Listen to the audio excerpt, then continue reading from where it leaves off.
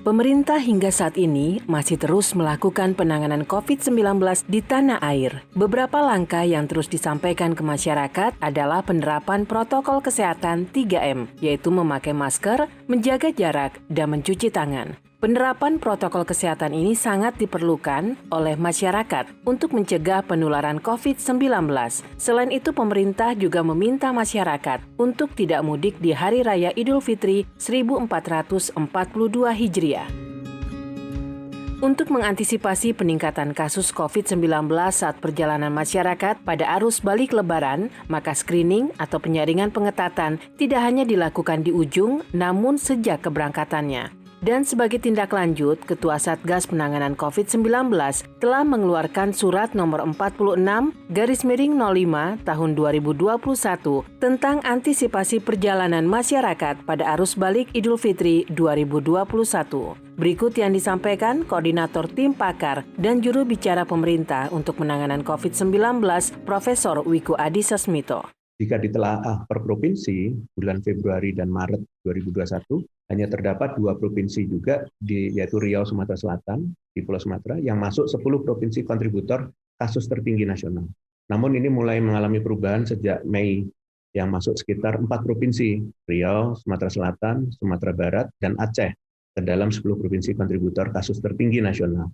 Jadi dapat dikatakan bahwa kasus di Pulau Jawa cenderung mengalami penurunan kontribusi pada kasus nasional, dan sebaliknya kasus di Pulau Sumatera mengalami kenaikan dalam beberapa waktu terakhir. Karena ada peningkatan eskalasi kasus positif COVID-19 di hampir semua provinsi di Sumatera, maka Satgas meminta kepada semua gubernur yang mengambil tindakan untuk atau langkah mencegah peningkatan kasus positif COVID-19 ini. Nah, ini ditindaklanjuti dengan surat Kepala Satgas COVID-19 nomor 46/05/2021 tentang antisipasi perjalanan masyarakat pada arus balik Idul Fitri 2021. Di dalam surat ini, pemerintah daerah khususnya provinsi di Pulau Sumatera, di wilayahnya masing-masing, wajib melakukan pemeriksaan secara teliti dan cermat terhadap dokumen PCR atau swab antigen atau Ginos pada setiap pelaku perjalanan dalam masa arus balik Idul Fitri ini. Nah, perlu dicermati surat bebas COVID untuk pelaku perjalanan sampai dengan 17 Mei, ini sesuai dengan surat edaran nomor 12 tahun 2021, ini berlakunya 3 kali 24 jam. Sedangkan untuk yang melakukan perjalanan di antara tanggal 18 sampai 24 Mei 2021, masa berlakunya adalah 1 kali 24 jam untuk seluruh metode testing. Maka siapapun pelaku perjalanan yang tidak sehat dan tidak mampu menunjukkan dokumen-dokumen perjalanan tersebut, yaitu surat tanda negatif COVID-19 dan surat izin perjalanan, di setiap titik pengecekan, siapapun itu wajib tanpa terkecuali harus putar balik dan tidak boleh melanjutkan perjalanan, agar yang pergi hanyalah memang orang-orang yang sehat dan memenuhi syarat. Nah, demi memastikan screening yang maksimal, melalui screening berlapis ini, maka diterapkan mekanisme testing tambahan dengan metode rapid test antigen di Pelabuhan Bakauheni sebagai perbatasan Pulau Sumatera dan Pulau Jawa. Tindak lanjutnya, Satgas Daerah Provinsi Lampung ini ditunjuk untuk membentuk Satgas khusus yang diketuai oleh Kapolda dan diwakili oleh Danrem setempat. Satgas ini akan melakukan pemeriksaan seluruh dokumen dan berhak melarang pelaku perjalanan untuk menyeberang ke Pulau Jawa apabila tidak memenuhi syarat.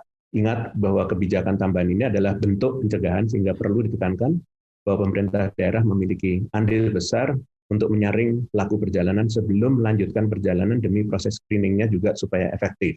Dan kita ingin memastikan bahwa setiap orang yang melakukan mobilitas dalam keadaan sehat ditunjukkan dengan surat tanda hasil negatif COVID-19 dan melakukan mobilitasnya secara resmi dengan surat izin perjalanan yang seharusnya dimiliki sejak keberangkatan ke tempat tujuan. Dirjen Perhubungan Darat Kementerian Perhubungan, Budi Setiadi mengatakan, upaya antisipasi arus balik akan dilakukan testing kendaraan pribadi yang masuk ke Jakarta dari arah Lampung. Pemeriksaan dilakukan di Pelabuhan Bakauheni dan diusulkan pada beberapa rest area sebelum masuk Pelabuhan Bakauheni.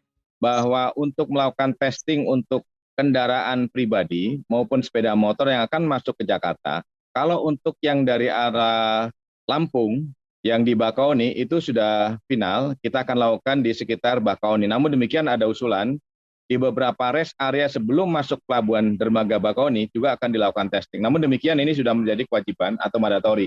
Dan ini juga sejalan dengan surat edaran dari Satgas maupun dari Peraturan Menteri Perhubungan nomor 13. Jadi semua masyarakat yang nanti akan kembali ke Jakarta itu akan dilakukan pengetesan dengan menggunakan rapid test antigen. Kalau selama ini itu menggunakan Genos, kemudian ada juga rapid test antigen, namun demikian berbayar. Dan berikutnya nanti kita akan selenggarakan dari mulai tanggal 15 sampai dengan tanggal 16 sampai dengan nanti kebutuhan yang diperlukan.